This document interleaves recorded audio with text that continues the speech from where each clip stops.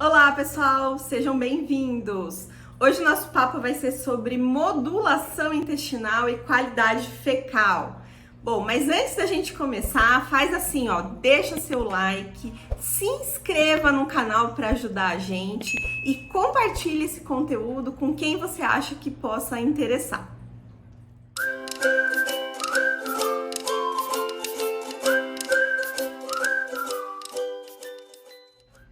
Então, nosso papo de hoje vai ser sobre modulação intestinal. Esse é um termo muito recente, tá? Que tá aí super em alta e com certeza boa parte de vocês já ouviram falar sobre modulação intestinal.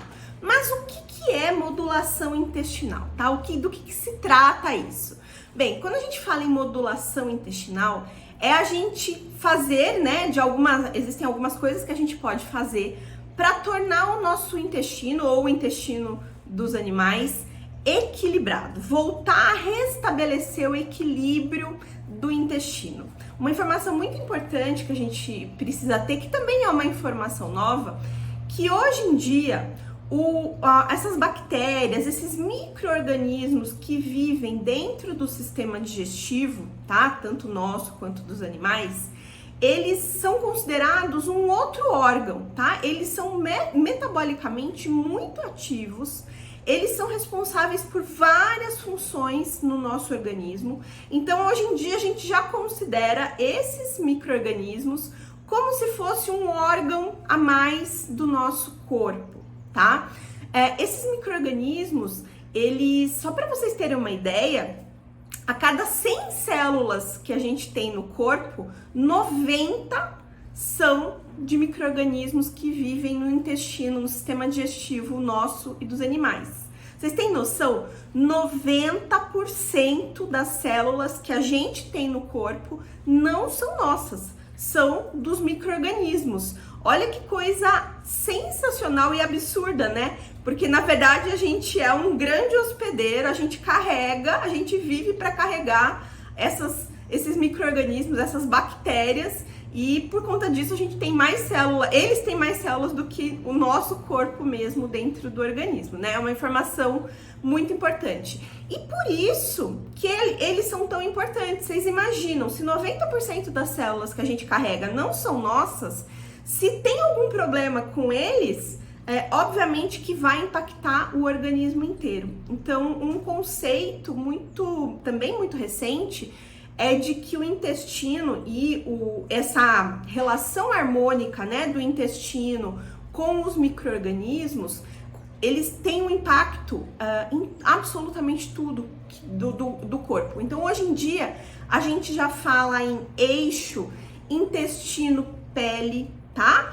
Então, o eixo intestino-pele significa o quê? Que o intestino desequilibrado, ele tem impacto na pele, e esse animal que tem problemas intestinais, ou essa pessoa, né, pode ter problemas cutâneos decorrentes desse desequilíbrio. Em seres humanos, a psoríase, o vitiligo, olha que coisa interessante, a acne, tem várias doenças, atopia, né, que já são relacionadas com a questão do intestino. Então, a gente tem o eixo intestino-pele, a gente tem o eixo intestino-cérebro.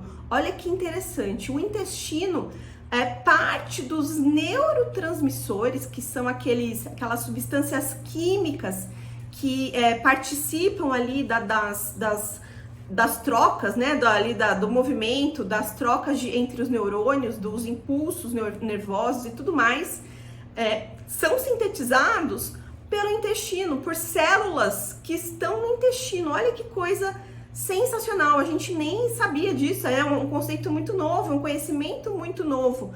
E, inclusive, por conta disso, doenças psicológicas, psiquiátricas em humanos estão sendo relacionadas a problemas intestinais, entre eles depressão, esquizofrenia, autismo, tá? Síndrome bipolar, enfim, a gente tem várias doenças psiquiátricas que hoje em dia já tem aí alguma relação estabelecida com problemas de desequilíbrio intestinais. Outras doenças também têm sido relacionadas com a desbiose, que é esse desequilíbrio da microbiota intestinal. Então, por exemplo, doença renal, doenças cardiovasculares, olha que coisa.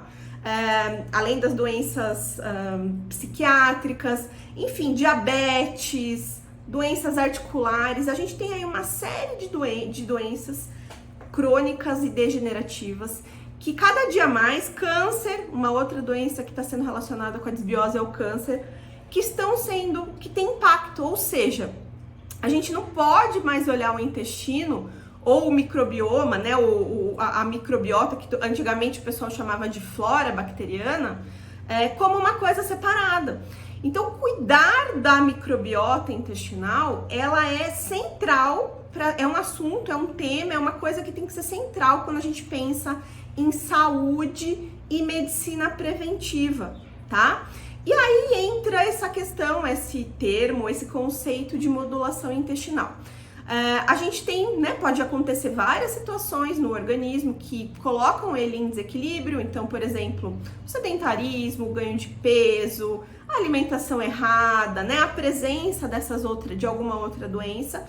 E isso pode, e aí é um ponto importante que a gente, até agora, dependendo do que a gente está falando, essa alteração da microbiota intestinal, ela pode ser a causa da doença, ou ela pode ser a consequência, ou ela pode ser, né, virar um círculo vicioso, né? A partir do momento que se instalou a desbiose gera doença, que gera mais desbiose, que gera mais doença, e assim entra num ciclo infinito, né, patológico.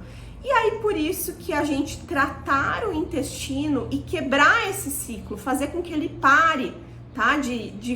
Desse looping eterno do mal, a gente tem que tratar o intestino. Então, se antes a gente só pensava em cuidar do intestino, em tratar do intestino quando a gente tinha sintomas gastrointestinais, hoje em dia, quando a gente fala em modulação intestinal, a gente tem que falar para qualquer doença, para qualquer problema, e inclusive para os animais saudáveis.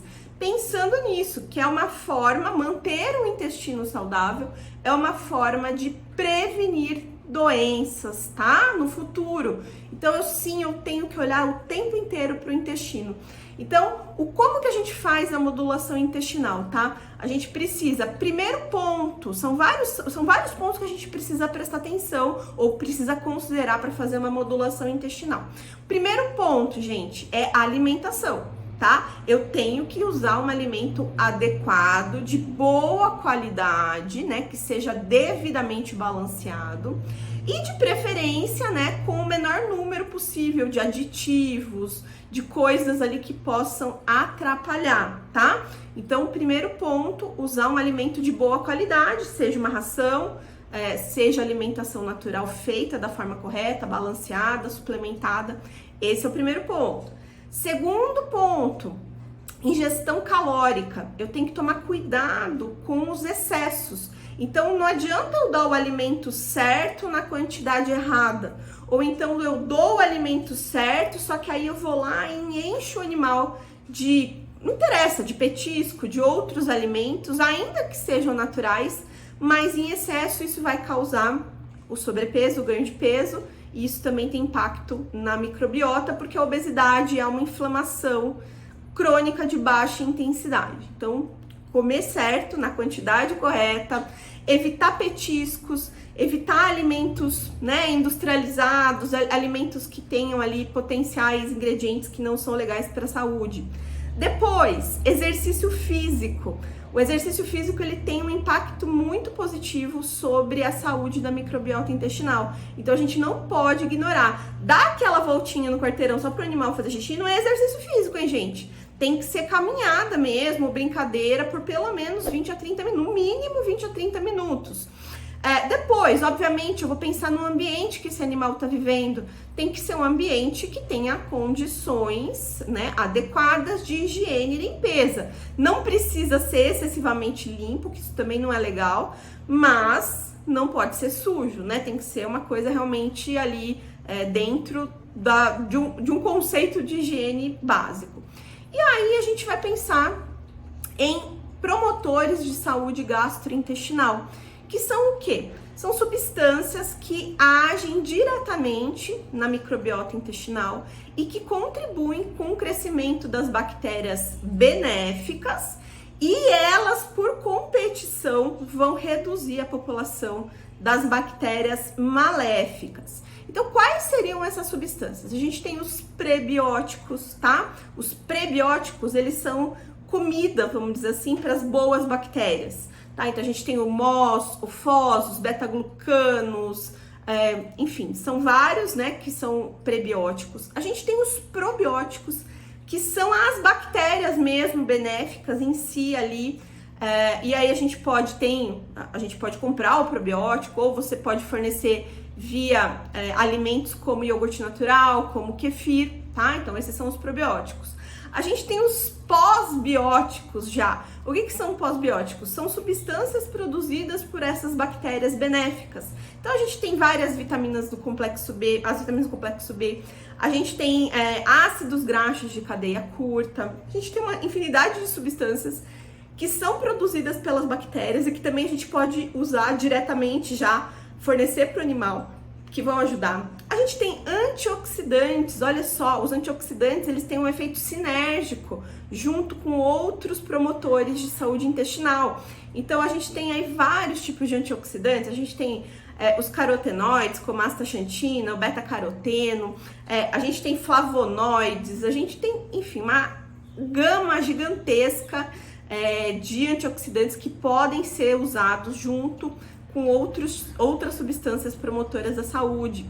A gente tem o ômega 3, principalmente EPA e DHA, que também eles trabalham ali, eles entram na cascata inflamatória e ajudam na produção de substâncias menos inflamatórias do que outros tipos de gordura.